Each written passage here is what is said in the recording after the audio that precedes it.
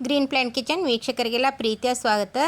ಇವತ್ತು ನಾನು ಸೋಯಾ ಚಂಕ್ಸ್ನ ಬಳಸ್ಕೊಂಡು ಒಂದು ಮಸ್ತ್ ರುಚಿಯಾಗಿರುವಂಥ ಗ್ರೇವಿನ ಮನೆಯೊಳಗೆ ಹೆಂಗೆ ಮಾಡೋದಂತ ನೋಡೋಣ.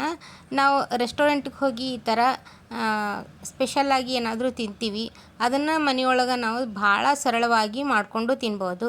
ಮನೇಲಿ ಮಾಡೋದ್ರಿಂದ ಹೈಜೆನಿಕ್ ಆಗಿ ಇರುತ್ತೆ. ಆಮೇಲೆ ಮಕ್ಕಳು ಭಾಳ ಇಷ್ಟಪಟ್ಟು ತಿಂತಾರೆ. ಇದು ಮತ್ತು ಚಪಾತಿ, ದೋಸೆ, ಪರೋಟ, ಪೂರಿ ಇದಕ್ಕೆಲ್ಲ ಭಾಳ ಸೂಪರಾಗಿರುತ್ತೆ. ಮಟನ್ ಚಿಕನ್ ತಿನ್ನೋರು ಇದನ್ನ ಭಾಳ ಇಷ್ಟಪಟ್ಟು ತಿಂತಾರೆ.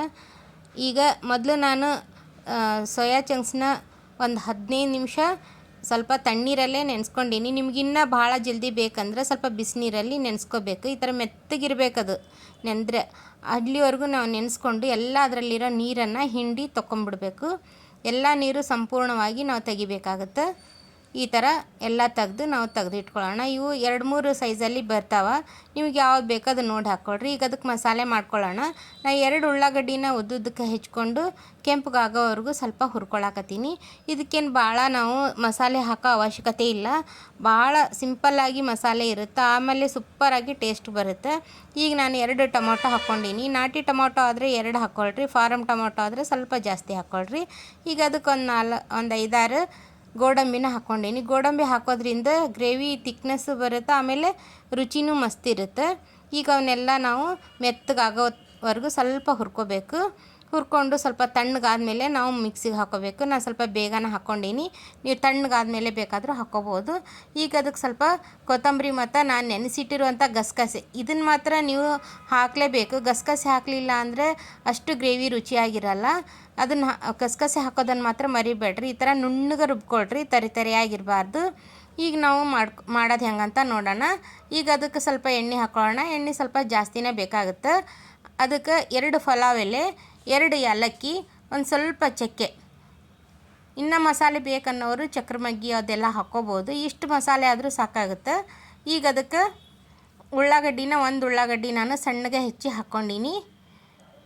ಹಾಕ್ಕೊಂಡು ಈಗ ಅದಕ್ಕೆ ಸ್ವಲ್ಪ ಶುಂಠಿ ಬೆಳ್ಳುಳ್ಳಿ ಪೇಸ್ಟ್ ಹಾಕ್ಕೊಳ್ಳೋಣ. ಶುಂಠಿ ಬೆಳ್ಳುಳ್ಳಿ ಪೇಸ್ಟ್ ಇಲ್ಲ ಅಂದರೆ ನಾವು ಮಸಾಲೆ ಹುರ್ಕೊತೀವಲ್ಲ ಆವಾಗ ಸ್ವಲ್ಪ ಶುಂಠಿ ಮತ್ತು ಬೆಳ್ಳುಳ್ಳಿನ ಹಾಕಿ ಮಿಕ್ಸಿ ಮಾಡ್ಕೋಬೋದು. ಈಗ ನಾ ಪೇಸ್ಟ್ ಹಾಕ್ಕೊಂಡೀನಿ. ಅದಕ್ಕೆ ಅಚ್ಚ ಖಾರದ ಪುಡಿ ನಿಮಗೆ ಎಷ್ಟು ಬೇಕೋ ಅಷ್ಟು ನೋಡಿ ಹಾಕ್ಕೊಳ್ರಿ. ಆನಂತರ ಗರಂ ಮಸಾಲ 1 ಸ್ಪೂನು, ಒಂದು ಅರ್ಧ ಸ್ಪೂನು ನಾನು ಧನಿಯಾ ಪೌಡ್ರ್ ಹಾಕ್ಕೊಂಡೀನಿ. ಈ ಸಮಯಕ್ಕೆ ನಾವು ಗ್ಯಾಸ್ನ ಫುಲ್ಲು ಲೋ ಫ್ಲೇಮಲ್ಲೇ ಇಡಬೇಕಾಗುತ್ತೆ. ಈ ಎಲ್ಲ ಮಸಾಲೆ ಸಾಮಾನು ಹೊತ್ತು ಹೋಗ್ಬಾರ್ದು, ಅಂದ್ರೆ ಸೀದು ಹೋಗಬಾರ್ದು. ಲೋ ಫ್ಲೇಮಲ್ಲಿಟ್ಟು ನಾವು ಕೈಯಾಡಿಸ್ಕೋಬೇಕು. ಆನಂತರ ನಾವು ಮುಂಚೆನೇ ರೆಡಿ ಮಾಡಿಟ್ಟಿರುವಂಥ ಸೋಯಾ ಚಂಕ್ಸ್ನ ಹಾಕ್ಕೊಂಬಿಡೋಣ. ಈಗ ಉಪ್ಪು ಖಾರ ಎಲ್ಲ ಹೊಂದ್ಕೋಬೇಕಾದ್ರೆ ಇದು ನಾವು ಈ ಥರ ಖಾರದಲ್ಲೇ ಹಾಕ್ಕೋಬೇಕು. ಎಣ್ಣೆ ಖಾರ ಎಲ್ಲ ಹಾಕಿರ್ತೀವಲ್ಲ ಅದರೊಳಗೆ ಹಾಕ್ಕೋಬೇಕು. ಸ್ವಲ್ಪ ಉಪ್ಪು ಹಾಕ್ಕೊಂಡು ಒಂದು 2-3 ನಿಮಿಷ ನಾವು ಕೈಯಾಡಿಸ್ಕೊಳ್ಳೋಣ. ಅಂದರೆ ಎಲ್ಲ ಹೀರ್ಕೊಂಡು ರುಚಿಯಾಗಿರುತ್ತೆ. ಇಲ್ಲಾಂದರೆ ನಾವು ಮುಂಚೆನೇ ನಾವು ಸ್ವಲ್ಪ ಉಪ್ಪು ಹಾಕಿ ಹುರಿದು ಆಮೇಲೆ ಮಾಡ್ಕೋಬೋದು. ಇದು ನಮಗೆ ಸುಲಭವಾಗಿರುತ್ತೆ ಈ ಥರ ಮಾಡ್ಕೊಳ್ಳೋಕೆ. ಒಂದು 3 ನಿಮಿಷ ಕೈಯಾಡಿಸ್ಕೊಂಡ ನಂತರ ನಾವು ರುಬ್ಬಿಟ್ಟಿರುವಂಥ ಮಸಾಲೆ ಹಾಕ್ಕೊಳ್ಳೋಣ. ಮಸಾಲೆ ಹಾಕಿದ್ಮೇಲೂ ನಾವು ಒಂದು 2-3 ನಿಮಿಷ ಎಲ್ಲ ಹಸಿ ವಾಸನೆ ಹೋಗೋವರೆಗೂ ನಾವು ಕೈಯಾಡಿಸ್ಕೋಬೇಕಾಗುತ್ತೆ. ನಾವು ಹುರಿದೇ ಮಾಡೀವಿ ಮಸಾಲನ, ಹಾಗಾಗಿ ಹಸಿ ವಾಸನೆ ಬರೋದೂ ಇಲ್ಲ. ಈಗ ಅದೇ ಮಿಕ್ಸಿ ಜಾರಿಗೆ ಸ್ವಲ್ಪ ನೀರು ಹಾಕ್ಕೊಂಡು ನಾನು. ನಿಮಗೆ ನೀರು ಎಷ್ಟು ಬೇಕೋ ಅಷ್ಟು, ಗಟ್ಟಿ ಎಷ್ಟು ಬೇಕೋ ಅಷ್ಟು ನೋಡಿ ಸ್ವಲ್ಪ ನೀರು ಹಾಕ್ಕೊಳ್ರಿ. ಸ್ವಲ್ಪ ಗಟ್ಟಿಯಾಗಿದ್ರೇ ಇದು ಗ್ರೇವಿ ರುಚಿಯಾಗಿರುತ್ತೆ. ಈಗ ಲೋ ಟು ಮೀಡಿಯಮ್ ಫ್ಲೇಮ್ ಒಳಗೆ ನಾವು ಬೇಯಿಸ್ಕಿಟ್ಕೊಳ್ಳೋಣ. ಅದಕ್ಕೆ ಸ್ವಲ್ಪ ಉಪ್ಪು ಹಾಕ್ಕೊಂಡೀನಿ. ಆನಂತರ ಸ್ವಲ್ಪ ಕೊತ್ತಂಬರಿ ಸೊಪ್ಪು ಮತ್ತು ಕಸೂರಿ ಮೆಂತಿ ಕೂಡ ಸ್ವಲ್ಪ ಹಾಕ್ಕೊಳ್ಳೋಣ. ರುಚಿ ಸೂಪರಾಗಿರ್ತೈತೆ.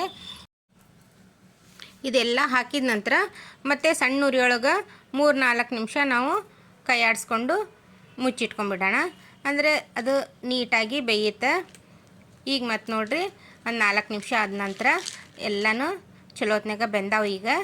ಈಗ ಮತ್ತೆ ಒಂದು ಸ್ವಲ್ಪ ಕೈಯಾಡಿಸ್ಕೊಂಡು ಮುಚ್ಚಿಟ್ಬಿಡೋಣ. ಈ ಸಮಯಕ್ಕೆ ನಾವು ಗ್ಯಾಸ್ ಆಫ್ ಮಾಡ್ಕೊಂಡ್ಬಿಡ್ಬೇಕು. ಒಂದು 5 ನಿಮಿಷ ಬಿಟ್ಟು ತಣ್ಣಗಾದ್ಮೇಲೆ ನೋಡಿರಿ ಎಲ್ಲ ಎಣ್ಣೆ ಬಿಟ್ಕೊಂಡ್ಬಿಟ್ಟಿರ್ತೈತಿ. ಈಗ ನಮಗೆ ಸೂಪರಾಗಿ ಸೋಯಾ ಚಂಕ್ಸ್ ಗ್ರೇವಿ ರೆಡಿ ಆಯಿತು. ಮಟನ್ ಚಿಕನ್ ತಿನ್ನೋರು ಕೂಡ ಮರ್ತು ಹೋಗ್ತಾರೆ, ಅಷ್ಟು ರುಚಿಯಾಗಿರ್ತೈತಿ. ಮಕ್ಳಿಗಂತೂ ಭಾಳ ಇಷ್ಟ ಆಗುವಂಥ ರೆಸಿಪಿ ಅಂತಲೇ ಹೇಳ್ಬೋದು. ಇದಕ್ಕೆ ನಾವು ಪೂರಿ, ಚಪಾತಿ, ದೋಸೆ ಎಲ್ಲನೂ ಮಾಡ್ಕೊಂಡು ತಿನ್ಬೋದು. ಅದರಲ್ಲೂ ಪೂರಿ ಮತ್ತು ಚಪಾತಿಗೆ ಬಹಳ ಸೂಪರಾಗಿರ್ತೈತಿ. ಇವತ್ತು ನಾನು ಇದಕ್ಕೆ ಚಪಾತಿ ಮಾಡ್ಕೊಂಡೀನಿ. ಚಪಾತಿ ಮತ್ತು ಸೋಯಾ ಚಂಕ್ಸ್ ಗ್ರೇವಿನ ಮಾಡೀನಿ. ಮನೆಯೊಳಗೆ ಎಲ್ಲರೂ ಭಾಳ ರುಚಿಯಾಗಿತ್ತು ಅಂತ ತಿಂದರು. ನೀವು ಒಂದ್ಸರಿ ಈ ಥರ ಸೋಯಾ ಚಂಕ್ಸ್ ಗ್ರೇವಿನ ಮಾಡಿ ನಿಮ್ಮ ಅನಿಸಿಕೆಗಳನ್ನು ಕಮೆಂಟ್ ಮೂಲಕ ತಿಳಿಸ್ರಿ. ಈ ವಿಡಿಯೋ ನಿಮಗೆ ಇಷ್ಟವಾದರೆ ಲೈಕ್ ಮಾಡಿ, ಶೇರ್ ಮಾಡಿ, ಕಮೆಂಟ್ ಮಾಡಿ. ಮತ್ತೆ ಹೊಸ ರುಚಿಯೊಂದಿಗೆ ಸಿಗೋಣ. ಧನ್ಯವಾದಗಳು.